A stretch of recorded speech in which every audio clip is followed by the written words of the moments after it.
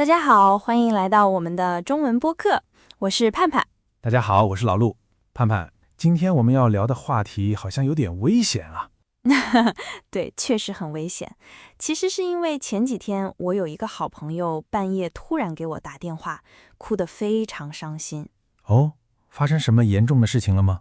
她和男朋友分手了，原因就是她偷偷看了男朋友的手机，发现了一些暧昧的聊天记录。哎呀，这真的是一个经典的问题。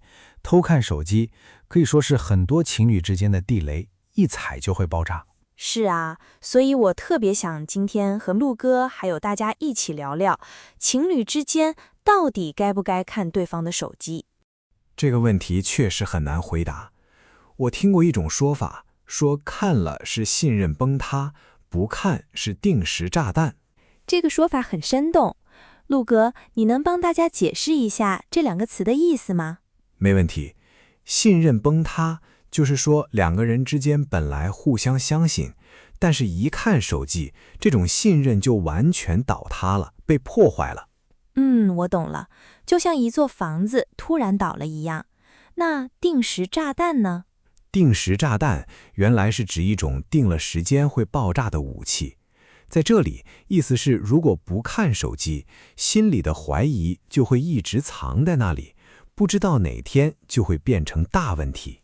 对，就是那种心里不踏实的感觉。很多人其实不是故意想去破坏信任，他们只是害怕那个炸弹爆炸。是的，这也反映了大家在恋爱中的焦虑。那盼盼，你觉得一般情况下，人为什么会突然想去看对方的手机呢？其实我觉得很多时候想看手机，并不是真的想找到什么证据。那是为了什么呢？只是因为好奇吗？更多的是一种直觉，可能最近对方回消息慢了，或者态度变冷淡了，看手机只是想证实自己的感觉。我明白你的意思，这在心理学上其实就是一种缺乏安全感的表现。安全感这个词我们经常用，但到底什么是安全感呢？简单来说，安全感就是你觉得这段关系是稳定的，你相信对方不会伤害你，也不会离开你。对，当你觉得不安全的时候，你就会想去抓住一点什么东西，而手机就是离我们最近、最容易抓到的东西。的确是这样，手机里有我们所有的社交生活，它就像是一个人的另一个大脑。没错，有时候男朋友去洗澡，手机放在桌子上突然亮了，那种想看一眼的冲动真的很难控制。哈哈，这很真实。但你觉得看了之后心情会变好吗？根本不会。其实在我看来，看手机这件事本身就已经说明这段关系生病了。生病了，这个比喻很好，怎么解释呢？因为健康的恋爱是轻松的，如果你每天都要像个侦探一样去查手机，说明你已经不信任他了。这种状态是很痛苦的。说得很对，看手机其实不是治病的药，它可能只是让你发现病情有多严重而已。而且我觉得手机就像是潘多拉的魔盒，千万不要随便打开。潘多拉的魔盒，这个表达在中文里也很常用。它的意思是，一旦打开，就会放出各种各样的麻烦和灾难，再也收不回去了。对，我看过很多人的经历，大家都说，只要你看过一次手机，你就会想看第二次、第三次。是的，它会变成一种习惯。即使你第一次看什么都没发现，你也不会觉得安心。对呀，你心里会想，他是不是把记录删了？他是不是有2个手机？这种怀疑是永远停不下来的。所以，一旦有了开始，信任就已经出现裂痕了。没错，打开魔盒容易，想关上可就太难了。不过，关于看手机，我特别想提醒大家一件事，那就是文字聊天很容易引起误会。哦，怎么说？为什么会误会呢？你想啊，平时我们说话有表情、有语气，但是手机上的文字是冷冰冰的。同样一句话，你的心情不同，理解就完全不同。我太同意了。有时候我心情不好，看谁发的消息都觉得对方是在针对我。对，如果你本身就带着怀疑的心态去看手机，那你看到任何一句普通的玩笑，都可能觉得他们有问题。这就是心理学上的确认偏误吧？你心里想找他的错，就一定能找出错来。没错，所以有时候所谓的证据，可能只是我们自己想象出来的，结果就是无缘无故的大吵一架。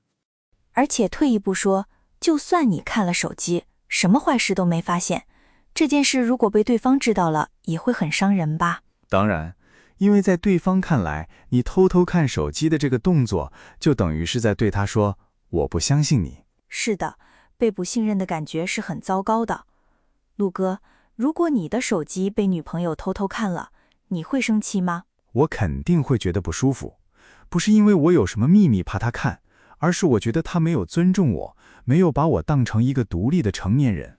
所以，查手机这个行为本身，其实就是在破坏信任。你以为你在寻找安全感，其实你把最后的一点信任也杀死了。总结得很好，不管结果怎么样，偷看手机都是一件伤害感情的事情。但是陆哥，我经常在网上看到一种说法，有些人觉得，既然我们是情侣，你的就是我的，谈恋爱就不应该有秘密。这种观点挺普遍的，但我们要分清楚，秘密和隐私是两回事儿。哦，秘密和隐私有什么区别呢？秘密通常是那些如果你知道了会伤害我们感情的事情，比如你偷偷和其他人约会，那是秘密。那我明白了，那隐私呢？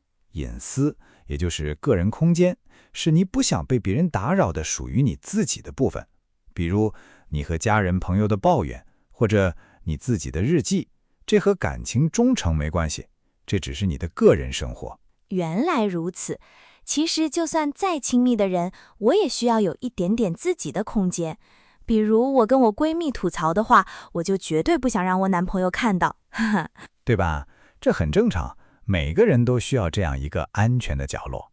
我经常用2个圆圈来比喻情侣关系，你是一个圆，我是一个圆。然后呢？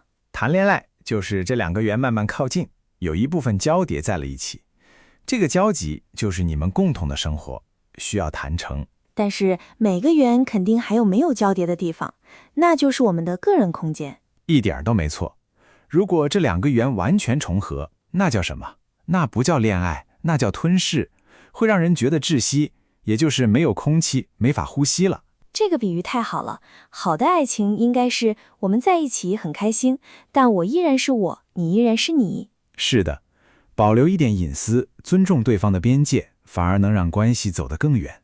可是陆哥，道理我都懂，但如果我真的心里有怀疑，觉得那个定时炸弹滴答滴答在响，我不看手机，我该怎么办呢？总不能一直憋着吧？当然不能憋着，憋着迟早会出问题。解决怀疑的最好方法不是去当间谍，而是坦诚沟通。坦诚沟通，意思是直接问他吗？对，直接告诉对方你的感受，注意是说出你的感受，而不是指责对方。我能理解，比如我不能说你最近是不是背着我跟谁聊天，对不对？这听起来就像吵架。没错，如果你这么说，对方肯定会反抗。你可以换一种温柔一点的方法表达，比如我可以试着说，你最近拿着手机总是笑，我都觉得有点被冷落了。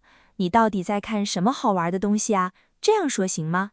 非常好，这样对方听了不会觉得有压力，反而可能会主动把手机拿给你看，分享他的快乐。其实我觉得，只要你坦荡地问出来，对方的反应就能说明很多问题。是这样的，如果他很自然地跟你解释，疑心马上就消除了。如果他特别慌张，甚至生气，那你可能真的要注意了。对，真正健康的恋爱是不需要通过翻看对方手机来维持的。是的，信任是需要2个人慢慢积累的。你要做好你自己，同时也要相信你的伴侣，这也是恋爱中最美好的一部分。听陆哥这么一讲，我突然觉得豁然开朗了。其实很多时候，我们害怕的不是手机里的秘密，而是害怕失去。可是如果握得太紧，反而更容易失去。就是这个道理，像沙子一样，攥得越紧，流失得越快。给大家一点空间，彼此都会更轻松。好了，今天我们聊了这么多关于情侣之间到底该不该看手机的话题，其实核心还是信任和沟通。是的，大家听完之后有什么想法呢？你认为情侣之间应该互相看手机吗？或者你有没有经历过类似的故事？非常欢迎在评论区留言告诉我们，我们每一条都会看的。如果今天的播客对你的中文学习或者生活有帮助，请一定记得给我们点赞，订阅我们的频道哦。没错，另外，大家如果想看着文字学习今天这期节目的完整中文剧本和词汇解释，可以在视频下方的置顶评论里找到链接获取哦。看剧本听播客，效果会更好。感谢大家今天的陪伴，我们下期节目再见。谢谢大家，拜拜。